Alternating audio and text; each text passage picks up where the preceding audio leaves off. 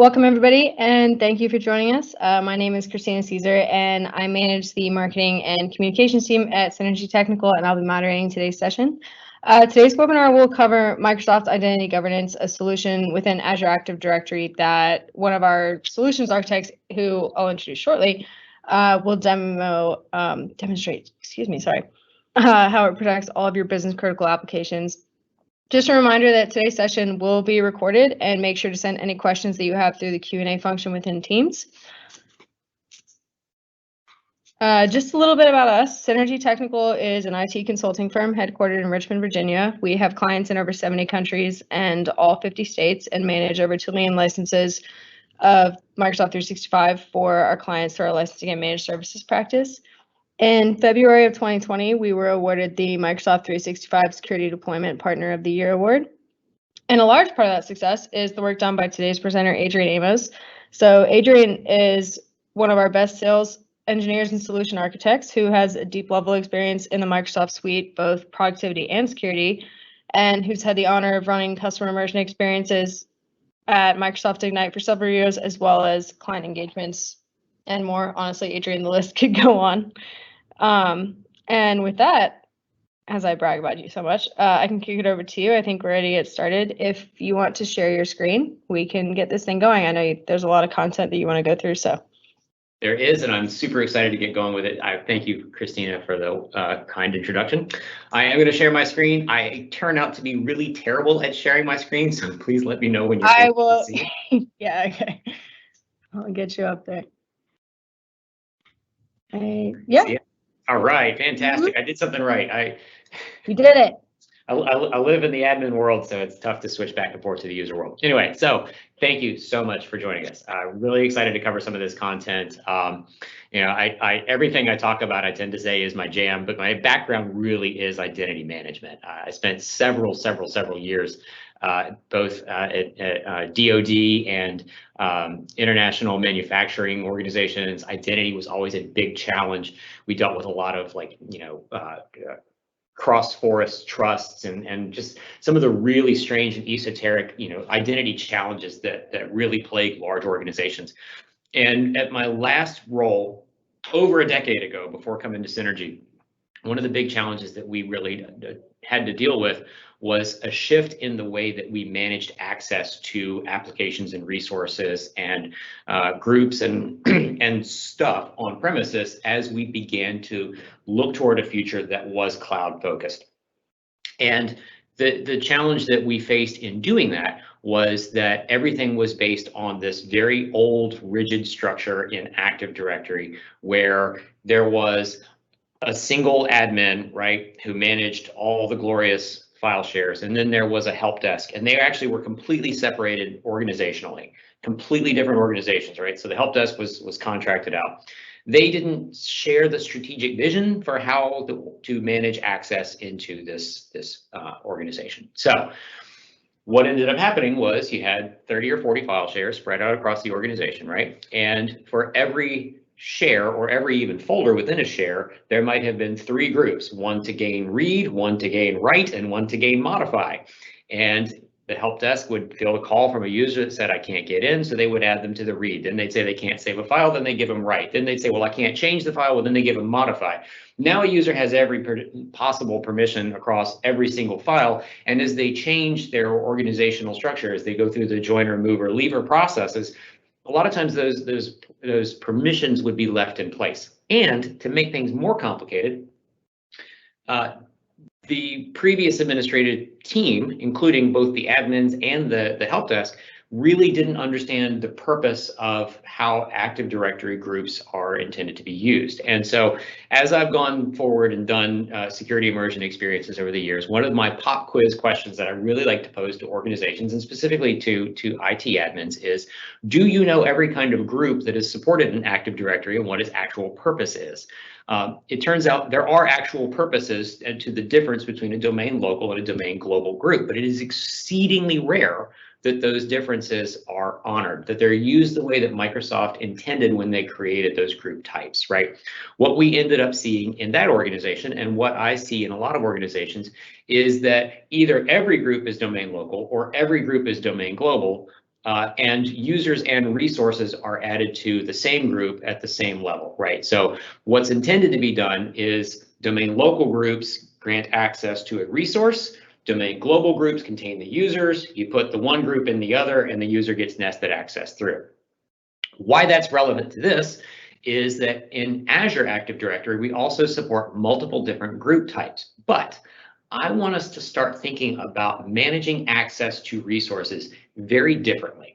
I don't want us to think about how we gain access to a resource as saying, I come into this group here and I filter down to this group here. What we want to start thinking of is using that group up here, that if we want to give it the equivalent, the domain global group, we want to start thinking of that as like a job role. We want to think of that as the defined purpose of why this person comes into this building or stays at home, whatever they may be doing. And then we want to think about the groups and the applications and the sites and all of that stuff as the resources they gain access to. And what we get with identity governance over here is a new way to start orchestrating that motion, right? So we add users to maybe one place, they gain access to the stuff they need. Then as they go through joiner, mover, leaver processes, those permissions automatically update for them, and we're able to control those things on an ongoing basis with access reviews. So I'm zoomed way in here, right? We're going to zoom out in just a second, but if you go to your aad.portal.azure.com space and you have Azure Active Directory Premium P2 licenses, you will have the identity governance tab over here on the left. So I'm going to zoom out a little bit and we're going to jump into this, right? Now, as we get into this space, Microsoft sort of organizes this into three principal categories. They view it as entitlement management, which is exactly what I was just talking about. It's taking the idea of what does the person do as a single thing, wrap up their entitlements, the things that they need to do their job, and present it to them as a single package. We also have the ability in this space to do access reviews, and that's what I was mentioning with, in that joiner, mover, leaver process in Active Directory, we tend to have groups that get abandoned in place. They may have thousands of users, they may have no users, they may get left there for decades and nobody knows why that group is there, but if you're the one who deletes it, you might be the one who gets a call in the middle of the night, right? So there's risk. We want to move away from that. We want to get into this idea that there are continuous access reviews to applications, to resources, to groups, even to access packages as a whole. Make sure these things are appropriate for the people who have them. And then we also want to wrap this up with privileged identity management. And actually, that's where I'm going to start. I'm going to do these things kind of in a little bit of reverse order, because what we want to do is as we move through this, we want to dip our toe. Then we want to start understanding what our risk is across our non-administrative users. And then we want to start wrapping in these job roles, kind of the opposite of what it's demonstrated here on the screen, but it actually will make a lot more sense in terms of how we dig into these things. So these are the areas we're going to explore, but I want to also call attention to the fact that we have a lot of stuff over here. We're going to get through as much of it as we can, kind of limited on time, but there is so much here and there's a lot that's been coming in the last few months. So let's talk a little bit about privileged identity management. If you have ever attended a security immersion experience with me, certainly in person, possibly virtually, we used to do these in person all the time. This was one of my absolute favorite capabilities in Azure Active Directory to demonstrate. We can look at all of the privileged roles that exist in our Azure Active Directory and start wrapping them up with just-in-time capabilities. So what we want to do is we want to say, hey, maybe you're a global admin, you're just not a global admin right now. And that's a really important capability for when the bad guys are looking for accounts to compromise, right? They get into your organization with a regular account, they start doing stuff like Mimikatz and whatnot, looking for administrative credentials. Well, what happens with privileged identity management is I may be eligible to become a domain admin, or a global admin, I should say, but I don't have that as a standing access. In fact, I have to actually submit a request to have that access and it automatically expires after a given amount of time. So I'm able to come through here and see what roles I have that are available to me. Right now, I have none that are eligible. However, I do have standing permanent access, and this is a terrible thing, right? This is just an administrative account for an organization that's about to go away fairly soon. But if I look at what my roles are, I can see that I have Azure AD roles. I have access to privileged access groups, where being a member of the group actually lights up the ability to have certain accesses. And then we can also look at privileged roles across Azure subscriptions themselves and the resources that exist in that space. So can we have these nice big three things right here too, where we can look at manage access, activate just in time, or discover and monitor. Discover and monitor is where we want to probably start, right? We want to look out and see who across the organization has these roles. And you can see in this particular organization in Contoso, I've got 3 pages worth of content of people who have access to roles. And it looks like a number of these things are directly assigned roles. They are permanent assignments, so they're never going to go away. This is probably not a super great idea. Maybe we don't want to have everybody in the organization have the authority to be a global admin. And we, as admins, can come over here and simply make it so that they are eligible to hold these roles. And actually, I should be looking at this a little bit more carefully because it looks like they are actually permanently assigned to be eligible. So my apologies. If somebody has standing permanent access, we can also see that right here too. Now you can see in this case, there is only one global administrator with standing permanent access. There are, however, a number of global readers with standing permanent access and some compliance administrators and some other things too. Interestingly, though, you might notice that most of these things are users, but some things are groups and service principals, and this is critical, right? We in the past have always managed managed roles at an individual user level. I know Bob needs to be an admin. I give Bob the admin credentials, or I give him access to that role. If I needed to do privileged identity management, I might assign Bob the role and make him eligible. Well, we can do that at a group level. And even back then, we didn't have the authority to see service principals. And this is becoming a bigger security risk for organizations too, is managing what security principals or service principals have access to roles in an organization. So we now actually do have that surfaced. We can also see who has lost access over time.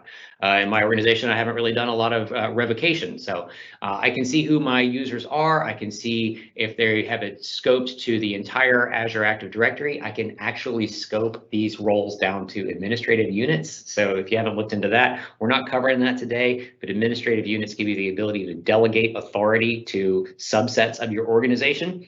So we can see the scope is added here too. We can see how long they're going to have access to request this permission. And then we can actually get back through and look at how assignments are managed in the organization as a whole. So if I come back up here, that's looking at managing our access, right? And actually, if I come into looking at our roles in general, we can go into any one of these roles and define the parameters of how long a user can have this. What does it look like for them to request it? What is the actual description of the role? What are the permissions that are associated with the role? All that is set here. Then we can define how a user is able to request it. If they do request it, they can only have it for an hour and it'll automatically expire, right? If they do request it, will they require justification? So that's going to make them type in a little thing, saying why they need to have that role.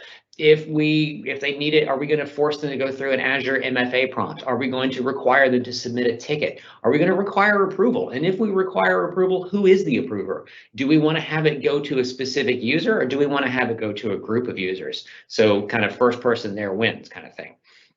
Do we want to be able to change how long they're able to have that, or notify additional administrators when somebody requests that, or even is successfully active with it, right? And then do we want to allow people to be able to request this forever, or are we working potentially with a contractor who's only going to be with us through the end of the year? And we want to make sure that they're not eligible to even request access beyond, say, 3 months, right? So we have all these granular controls, and this is per role type. So we can get into this and scope these out and sculpt them as tightly as we want. And then once they're actually assigned and they're being used, again, we can see who has these things. We can start to perform access reviews on these roles. Okay, so I'm able to come in here now and define an access review define how long this is supposed to be going on. And once I kick this process off for any one of these particular roles here, and it's going to show up a list of, I think there's like, I want to say, well, I don't know, there's a lot. We can monitor access, standing access, or standing ability to request access against users, against groups, against service principals, right? So like, did something sneak in on Tuesday and I'm not catching it till the end of the week, right? We can set these things to happen as many times as we want to, weekly, quarterly, semi-annually, whatever. Once they're done, we can define what happens with this account, right? So I had a service principal that snuck in, maybe somebody lit up an application and they forgot about it.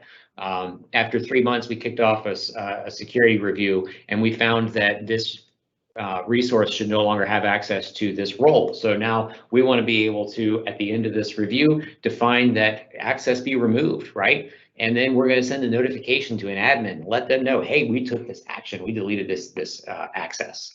So this is all just within privileged identity management. Like if we were to dial back the clock 2 years ago to when we used to present this in person, this was a very different set of capabilities, right? I had the ability then to see basically who was lighting up my roles. I was able to see who was not able to meet MFA to activate my roles. So I had this capability, but we really didn't have a lot of capabilities around group assignments, around service principal monitoring. But the one thing that I think is really fascinating about this, so I did mention that I have all these users that are eligible to be global admins right now, but only one is actually a global admin.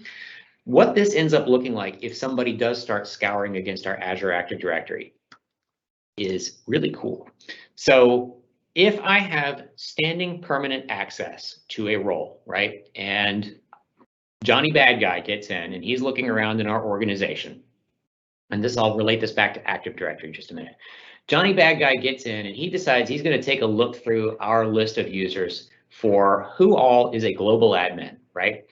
Well, right now, there's only one. If I come back over here to global admin, you can see I have 19 people who are eligible to have this role. And if I were to come in here as any one of these users and activate that role, then my name would show up on this list. And why that's really important, again, we go back to our Active Directory world, right? When a user received any administrative access in Active Directory, there was an immutable attribute on the Active Directory user object that said is admin 0 or 1, right? As long as they had never held an admin role, it stayed 0. The second they got an admin role, it became 1. It is a really, really easy thing to do, an LDAP search against an Active Directory that you have access to, and just search for is admin equals 1. That's half the work of attacking an Active Directory right there, right? We don't have that ability in this space. If it's not currently able to be an admin, it doesn't show up. There is no attribute that can be queried right here that shows that user. So that's kind of tying that back right there. All right, so we have our privileged identity management, right? And we're able to manage this stuff against all of the roles that exist in Azure Active Directory. But again, we can also manage against groups. So one of the things that's really neat in Azure Active Directory is I can take any particular group, right? So I'm going to jump over here. I'm going to fire up a group. And I can decide that a group should be eligible to hold a role. So let's say I've got box users, right? And for whatever reason, we need to be able to assign a role to this group. If I were to do that, then this group is now subject to administrative controls, right? But maybe just having that isn't enough. We need to be able to come in here and say, hey, if you get into this group, I need to be able to manage who has access to the actual administrative role that's activated here, and how long do they have that permission? How long do they have that access, right? So we can get into the groups of it as well, but we can also get into the actual Azure resources that are associated with the subscription and activate these role-based controls there as well, or time-based role controls. So here we can actually go in and see all of the roles that exist against the Azure resource. And this is where there are 296 of these things, right? And there's a lot, and you can see that for the most part, we don't really have a lot of standing active access. I can jump right in and see who is the owner. I can see the security admin, right? I can see who has these roles, but I can also make users eligible for these roles as well. So if I need to have somebody have the ability to go in and, like, say, dump content into Sentinel, well, or maybe they need to be a Sentinel reviewer, I can make it so they can only do that with specific request with an activation. So let me come down here and we'll say Sentinel Reader. Where was it? I know I saw it earlier this morning. Watch, I probably won't be able to find it now. Let me actually, it's probably under Azure Sentinel. But anyway, we're just going to take one and we're just going to say, here's the search contributor. We can come in here and we can define any one or user or group of users to have this permission, and then we can define how long they're eligible to have it, when the eligibility actually ends as well, and set this up for these users. So we can do it at the Azure AD role, we can do it at privileged access groups, we can do it at Azure resources. Again, we can do access reviews against these resources and against the groups and against the roles and all that fun stuff. We can also then pull an audit of what has happened with regard to these roles. Let's see, we should see some content right here. There you go. You can see that I've come in recently and made some changes around how these things work. That should be the case as well. Actually, I haven't done anything with the managed applications, but there you go. That's also new in this space. So we've controlled our admins, right? And that's really important. So I read a couple years ago that just doing this can reduce your attack surface by up to 90%, because if you have an administrator and they only do admin functions for like 1 or 2 hours a week, the rest of the week they're doing planning, they're doing research, they're gathering information, they're meeting, they're talking, they're going through change control processes, all that fun stuff. Then they sit down and actually do the work. Well, if you can cut down however many hours there are in a week, right? There's 40 hours in a work week, plus there's all the other hours that my brain can't do the math on right now. You're going to get down to less than 5% of the available time that account exists is actually a standing admin account. So that's a 95% reduction, even with my terrible head math right there, of your attack surface for that particular user account, right? And also what that allows you to start doing then is thinking about a user as a single human entity with a single object. And now this is going to be a hard role for a lot of folks if you're used to traditional, like I have my regular account and I have my admin account. If your regular account is your only account and you're using it for administrative purposes and you're wrapping its controls up in just in time, you have now reduced your security footprint further by not having 2 separate accounts that you have to care and feed, right? So think about it. It's actually kind of a crazy way to think about it. We traditional admins desperately want an _ADM account, but half of the guys that I've worked with over the years who do that, they actually keep the same password on those accounts too. So it doesn't really move the security bar for you to have a parallel set of accounts that either just have A or ADM tacked on to one side or the other, right? That is not more secure than having a single account that you have to activate for just-in-time capabilities. All right, so there's a lot more stuff going on in identity governance than just that, right? Once we've sort of tightened up the belt on privileged access, then we want to start looking at access reviews in general. We want to start looking at who has access to what. In our organization, we may have an R&D department, and we may have people who need to work with the R&D department that come from different organizations. Maybe they're adding some value from the marketing team, or maybe they're adding some value from an actual external vendor who's working with us to develop a new product. So what we have the ability to do is we can take basically any resource we want to look at, whether it's teams, groups, applications, and we can start to define the scope of what it is we're looking to review. Maybe I want to say all Microsoft 365 groups that have guest users. Okay, so I've actually already got that one set up, so I'm going to skip that too. We're just going to say select certain teams and groups. We're going to say that we have a Skunkworks organization. Actually, ooh, here you go, the break glass group, right? So I have been a long proponent of having a break glass group that originates from on-premises. You keep it empty, you replicate it into Azure Active Directory, and you make it a bypass group for your conditional access policies so that under no circumstances do you ever fully lock yourself out, right? You can always drive to the data center, open the door, unless you're Facebook, and get in and put yourself into that break glass group, get replicated out to Azure, and then you have access to your stuff again. But we need to keep an eye on that and make sure that nobody's just getting themselves left in this break glass group. So we want to monitor, we want to do a standing access review against the break glass group. We want to make sure that let's say, we're not going to do the group owner, we're going to say select a specific user, right? Because we want to make sure, and I'm going to send it to me external to this organization, that I get, let's say I have 3 days to review it. This is going to be a weekly review that's going to happen. This is never going to end, right? Weekly, I'm going to be getting reviews of this. I want to make sure that this never fails.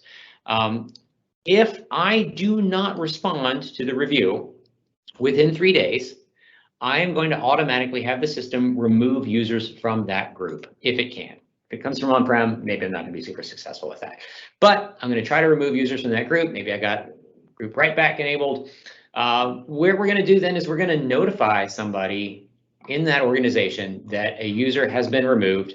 If the user hasn't logged in the last 30 days, that's going to be something that's going to help improve the validity that this user should be removed.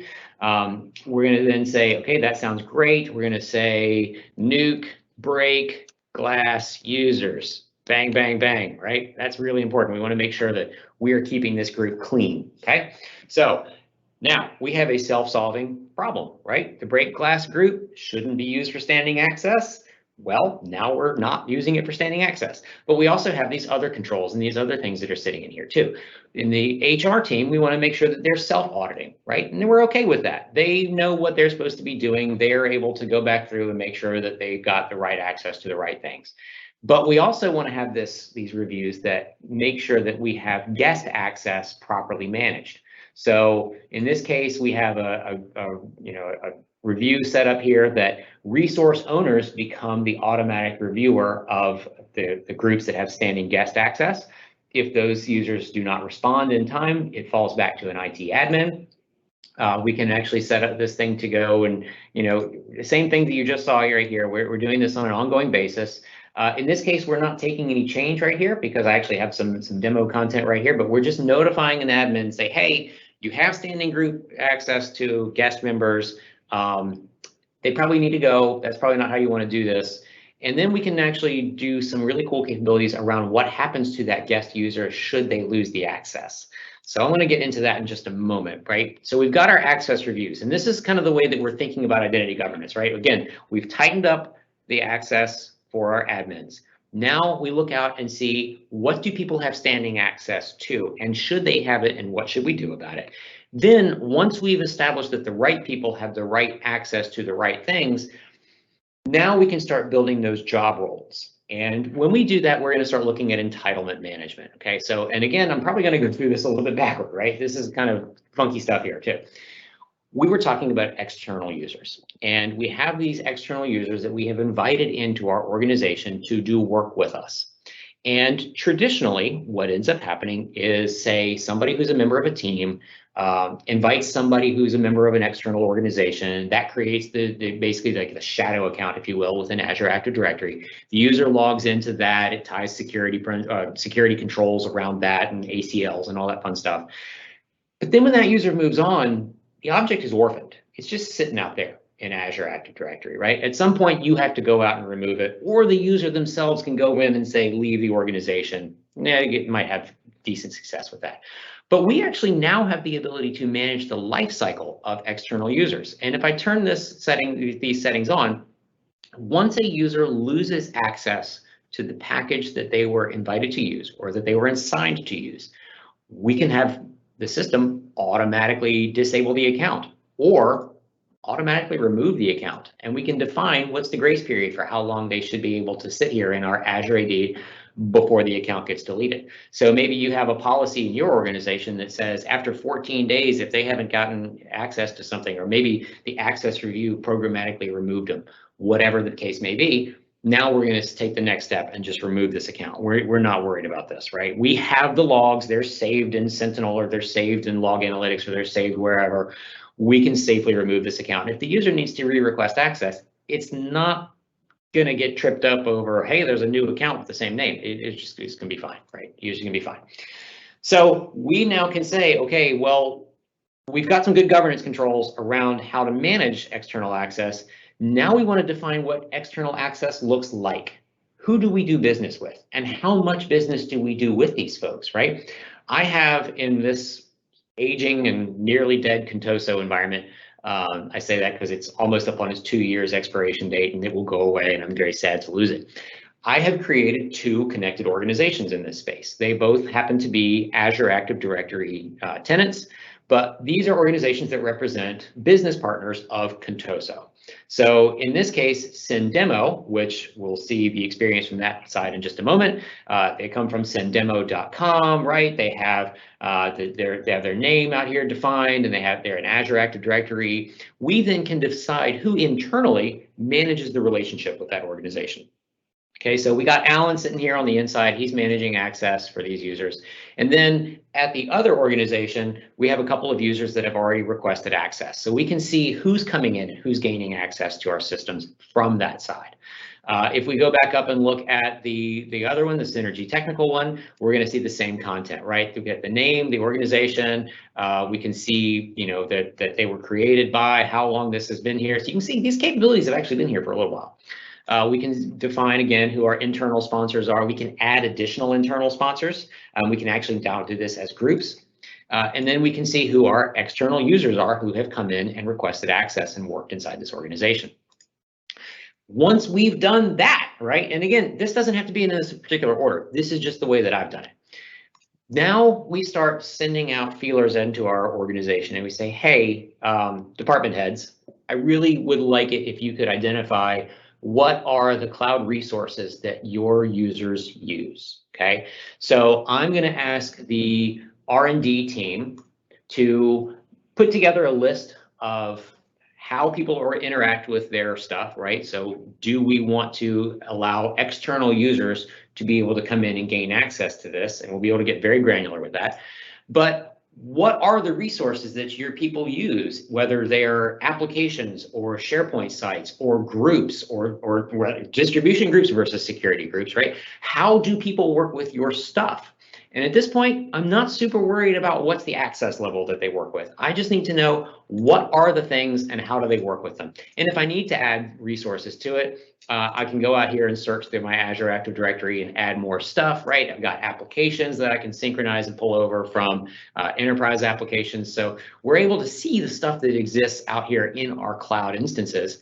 We're able to then build our resources, our list of resources, and we can actually define who inside this space has the authority to come in and add additional controls, right? So who is the catalog owner for R&D? Who is a catalog reader? Who has the authority to go out there and check Alan's work to make sure he really got it right?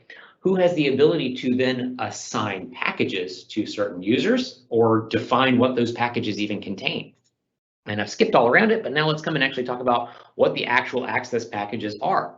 So in this case, I should actually have one. It's a little bit frustrating that I don't. We're able to come in and look and say, okay, well, here's our access. We're just going to say R&D access package. Okay, and R&D stuff, right? Okay, no big deal. We're then going to be presented with a list of the resources that exist in this space. And if I click on add resources, and I don't know why I got all wonky doodle with the selecty button here, there we go.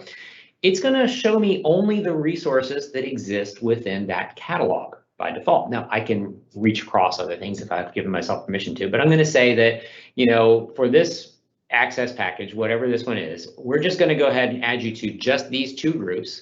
So Project Falcon and the Mark 8 project team. We're going to then also add the Clip Training app. Why not? Maybe we've got some training built into it here. And then we're going to also give you access to these 3 websites. Now I have roles. And for each one of these things, I'm going to be able to define what is the membership level or what is the access level that a user with this package will have to those resources, right? So for Project Falcon, if you're coming in with this access package, you're going to be a member. But hey, why don't we change it to say that if you're coming in with this access package, you're going to be an owner of the Mark 8 project team. Then you're also going to have members for this one, owners for this one, and visitors for this one. So you're going to have different abilities to contribute to these websites, right? So for Web 1, you're going to be able to actually like make all kinds of changes, delete it if you want to, whatever, however we want to stack it up. How are we going to authorize access as users come in? Now, I can go in and say specifically that, you know, this particular access has to be only for internal users. They have to request access. We've got all these approvals in here. I can also say, hey, you know what? We're building this access package to manage a contractual obligation that we have with an external vendor. And so what we're going to do is we're going to say that specific connected organizations are able to request this package. Well, there's my specific request external packages or organizations, right? So we know that we want to be able to work with one or both of these organizations or any organization that we've defined because we went to the trouble to build them out in our connected organization space. And then we can then still wrap up additional controls and approvals. We can say that anybody who's trying to get access to this has to request an approval. It has to go through 1 or 2 stages of approvals. Who is going to be responsible for the initial approval? Well, we defined the external sponsors of that connected organization. We know that somebody at that company is responsible for managing that connection, right? They're the default approver. We don't have to do that. We can say it's somebody else internal to the organization, right? We can make it a specific user, specific whatever. But I think it's actually really cool if we can do this external sponsor. How long do they have to make the decision to allow this user in? Are they going to be forced to put in special notes? And then secondary approver, by default, it's going to pick up the internal sponsor. So we've said it's cool with Sendemo that they request access to our stuff, but now we got to make sure it's cool with us too, right? So we can do all this great stuff, and then we can set some specific, you know, fallback to alternate approvers if they don't respond in a certain amount of time. We can also say that, hold on. We have 10 licenses for the application, and currently we have 10 people using it. So we're going to stop new requests. We're not going to support those right now. You know, that's okay. Or maybe we want to do it a totally different way, right? We want to say anybody in creation can come in and request this thing. We can do it any way we want. Or we can come in and say an administrator has to directly assign you access to this. And then we don't care whether they're internal, external, whatever, right? But we're going to go ahead and we're going to do this. And it's actually keeping some of the settings that I've set through here. So we're saying no approvals necessary, right? This is dangerous. Don't do this. But as long as you're trusting the organization that's coming in, and then we can make the user jump through hoops, right? We can add them, make them ask questions or answer questions. What is your quest? Then we can give them an answer format, and then they have to answer it. Oh man, what is your favorite color? Then we can give them multiple choice, and then we can get in here and say red, it's English. And we have to actually give it, this is new actually, if you had gone through this in a while ago, we now are required to give it localization capabilities too. So green, okay, we're just going to do 2 options here. Say green, okay. And these are our 2 choices, right? This user now must choose what their favorite color is, right? And then we can ask them, what is the velocity of an unladen swallow? Oh, if we type it right. Okay, now we've got this right here. We make them answer all this fun stuff. Now they're able to request access. And again, just like the access reviews could define how long they were going to have access, or you know, how long we were going to let them sit there before we took it away. We can let them come in with predefined amount of time of having access to it, including it goes away on December 31st, or it goes away after 45 days, right? Or it goes away never, or this is a really short window of time that we're working with. We need to limit this to hours. Should the users be able to extend their own access, right? So like there's a lot of control over here. Do they need to have permission to extend this access? Are we going to build access here? I mean, like we just build it all up, right? You know, as much as we want to do, we can just come right through here. And now we hit create. Okay, this is fantastic. We've got a you know, access policy or access package sitting on here. Now, I've moved up out of my catalogs. Now I'm looking at all of my different access packages. And what you're going to see is, the name of the package, how many people currently have this package, and we can dig down through these. So I don't need to go down into the catalog to see who's got access. I can come over here and say, who's doing admin stuff, right? And once I'm looking at the package, right, what are the roles that are associated with it? How do I get to it? Here's a link to the actual package itself. Is it hidden, right? So like, I'm not a big fan of security through obscurity, but we can define that a package has to be accessed through a URL that the user specifically has been assigned access to. And then of course we can come out here and we can look at our access reviews. We can look at our assignments. Ooh, and then we can define separation of duties. Now, this is really cool. This is very, very recent. We have the ability to now define that certain roles are incompatible with each other, right? So maybe if you're an admin doing admin stuff, you should probably not be a compliance admin, right? We don't necessarily believe that it's appropriate for you to be able to hold those two roles at the same time. We can also do that at groups, because remember, now we can do privileged access groups, right? So I have a compliance group, and being in that group grants you access to the Azure Active Directory resource roles, right? So, or Azure AD roles. So now I can define both the access package surface through this and the privileged access group in Azure Active Directory are both completely incompatible with being an admin in this organization.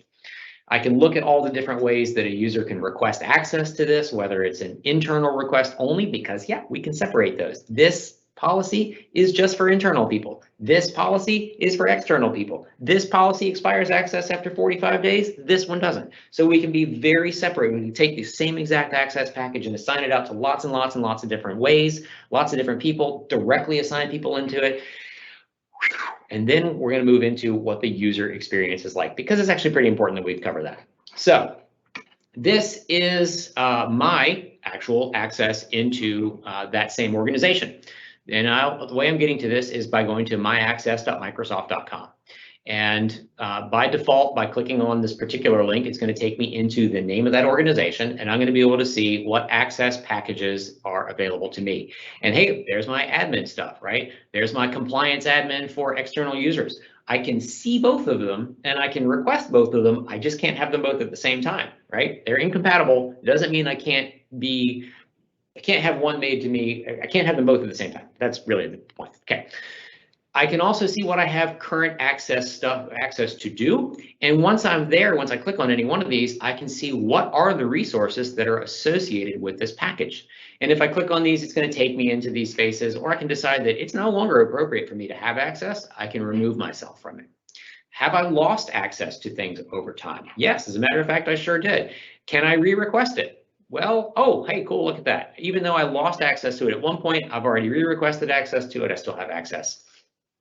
I can then come back through and see what my request history is. And this goes back pretty far, right? We can see I'm going all the way back to March of last year. I can take a look and see, was it approved? How was it processed? Delivered notification, right? We have all this kind of fun stuff here. If I have approvals that are sitting out here waiting for me, I can see what those look like. If I have been assigned access reviews, how have I been handling those particular reviews? In this case, I don't have any, so I'm going to drag this user in, and this is Alan DeYoung, and he has been assigned access reviews. He's our admin in Contoso. He comes over here to the groups and apps, and he is presented with, these are a list of access reviews that are currently awaiting him to do something.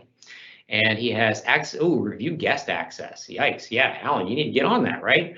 So he can click on this and he can see that there are 2 users. It looks like he should probably deny me access because my last sign-in was in May. Well, what does that say? Okay, yeah, you know what? I'm going to take the recommended approach and deny this access. I can do that. I'm not going to do that, but I could do that.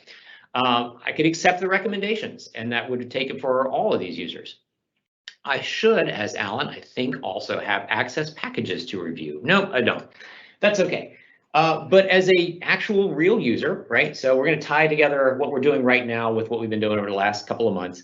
This is a Windows 365 machine belonging to an Azure Active Directory and an Active Directory for sendemo.com. The user here is Carl Edwards, and he logs into his own Azure tenant in the morning. And what we've done is we've kind of made it a little bit easy for Carl. So I'm going to close these other websites, and he's just going to go straight to portal.azure or portal.office.com. If I could type, that'd be great. Okay, now Carl at this point is operating entirely inside of his own organization. We see that these are files that exist in his organization. I'm seeing user IDs from his space. In his little app launcher or in his all apps, I have pinned an app for him, and that is Contoso Apps. And when he clicks on this, that's going to take him straight to that myaccess.microsoft.com space, and it's going to preload the name of that domain for him. So I'm already taking him straight to that external organization space, right? So there's no hunting, there's no question, how do I get there from here? He's got access to it. These are the access packages. What does he have active right now? He has access to that R&D external access. And when he clicks on that, these are the things. And if he wants to go to these things, if he clicks on the site, it will take him to the site.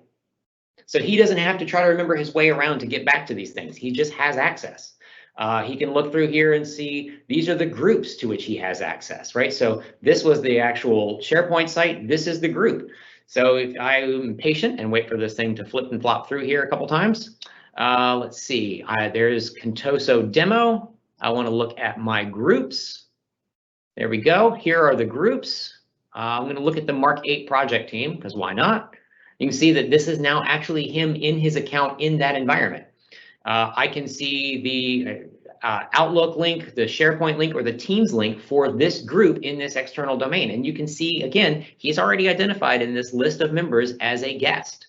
And you can see he's got a coworker who's been invited but hasn't yet accepted his invitation.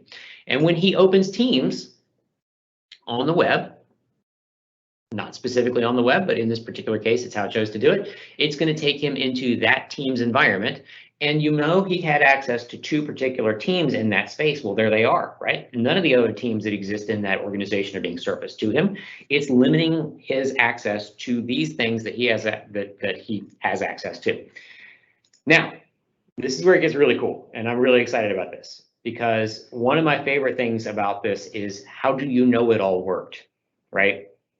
This is really fascinating. If you come and look at the activity feed in Teams, now this is on the actual downloaded client of Teams, Azure added you to these groups.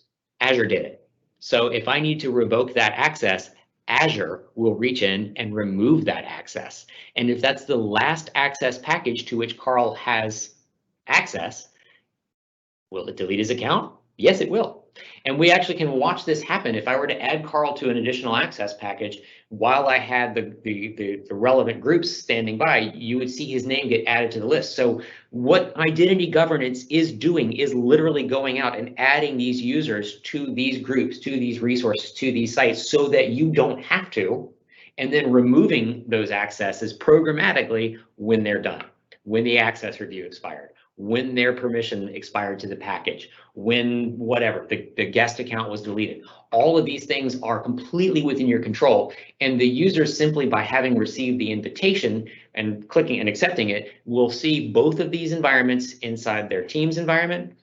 They will see both of these organizations inside their access panels. So if I go back up, actually pick one that's got the modern experience, you can see he's got both of these organizations sitting right here. And if I go to the view account space right here, I'm going to have the ability, let's see, manage organizations. This is, as the user, I have the authority to leave this organization and dismantle this connectivity for myself.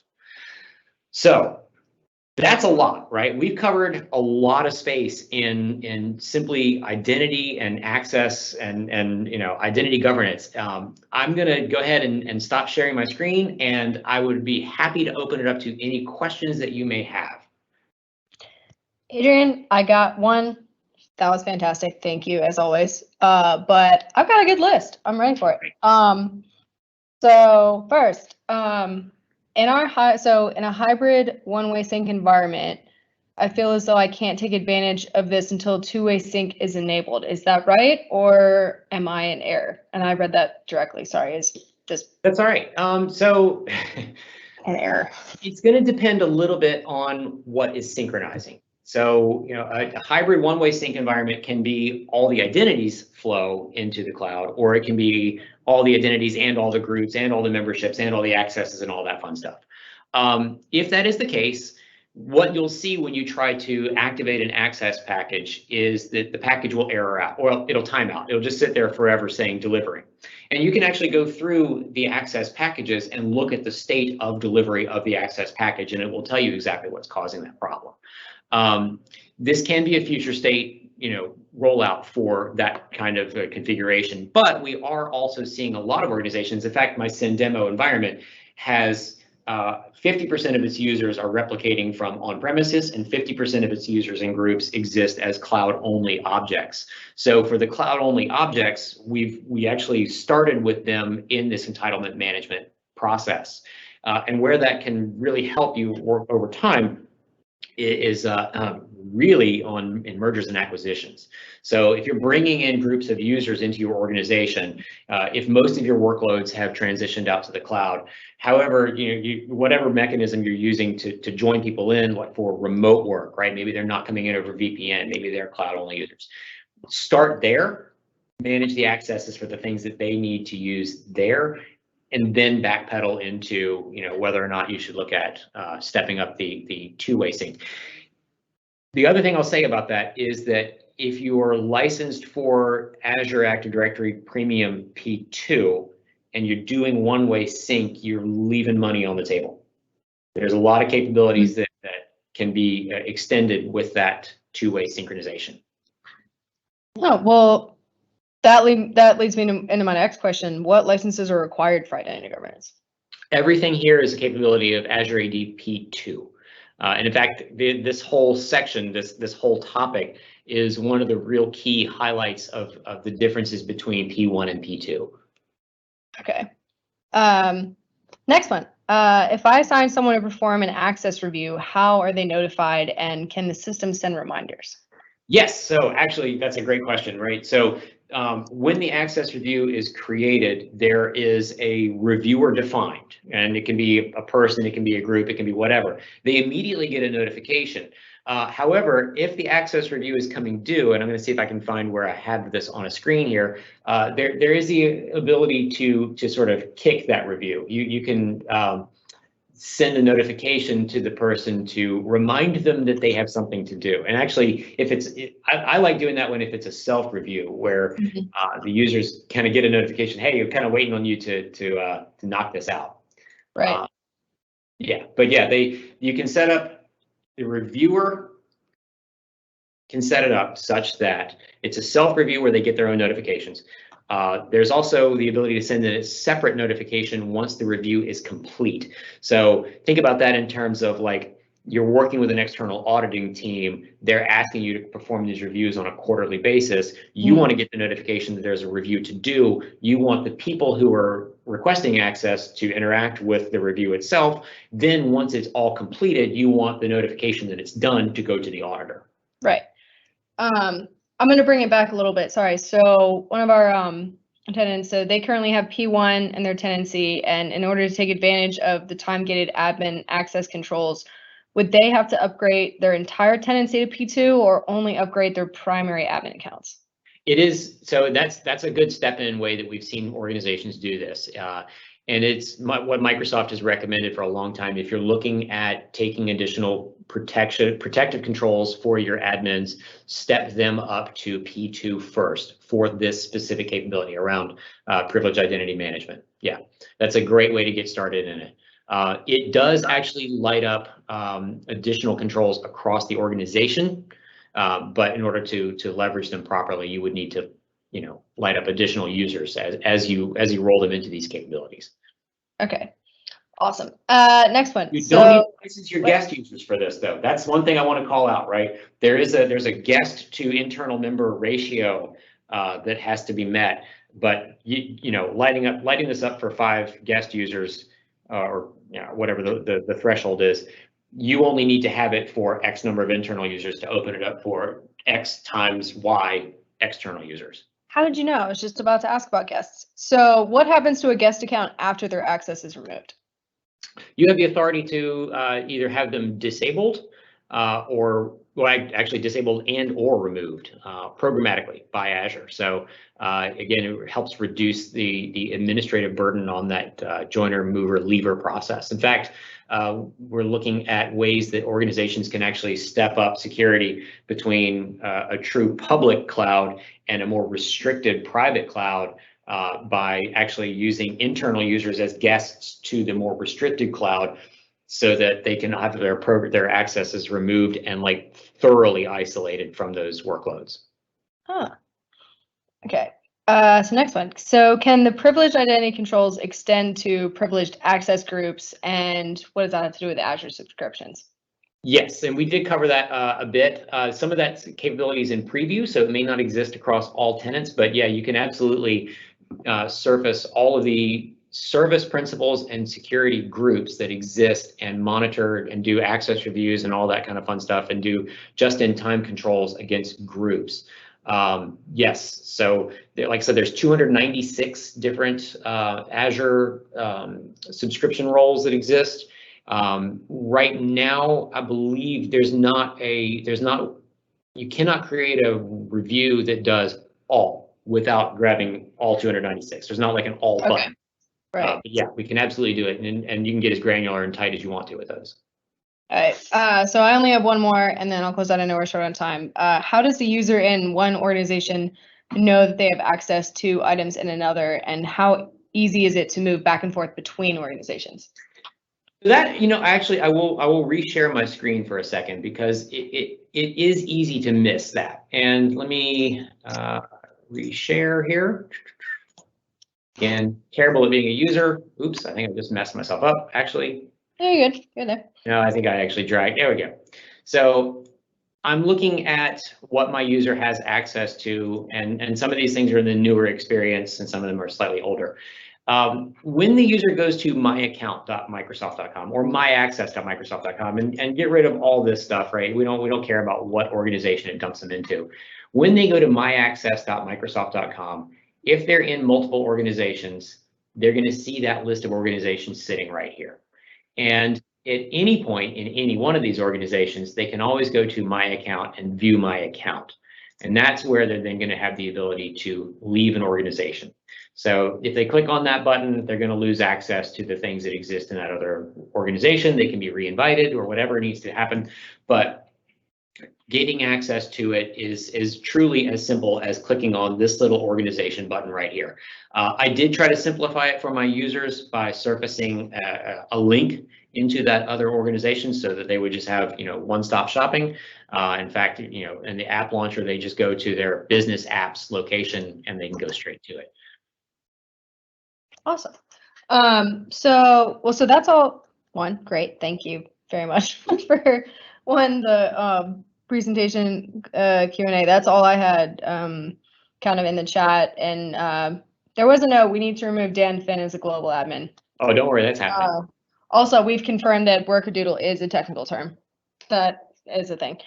But thank you so much. As always, you crushed it. And to everyone on the call, thank you so much for attending today. You will receive a follow-up email with a recording to this webinar by tomorrow. In the future, be sure to keep up with us on social and check our events page for more upcoming webinars. If you haven't already registered, so Microsoft Ignite is coming up November 2nd through 4th, if I'm correct, and it's free. And I know there's some amazing sessions, and we're using that as a focus for our big webinar next month. So if you haven't already registered, do so. And yeah, I don't think Adrian. Thank you so much for joining us today. Adrian crushed it. Q&A, all good. So if anyone doesn't have anything else, have an amazing rest of your Thursday. It's almost the weekend, and yeah, check out our events page, and we'll see you next month. Thanks so much. Thank you.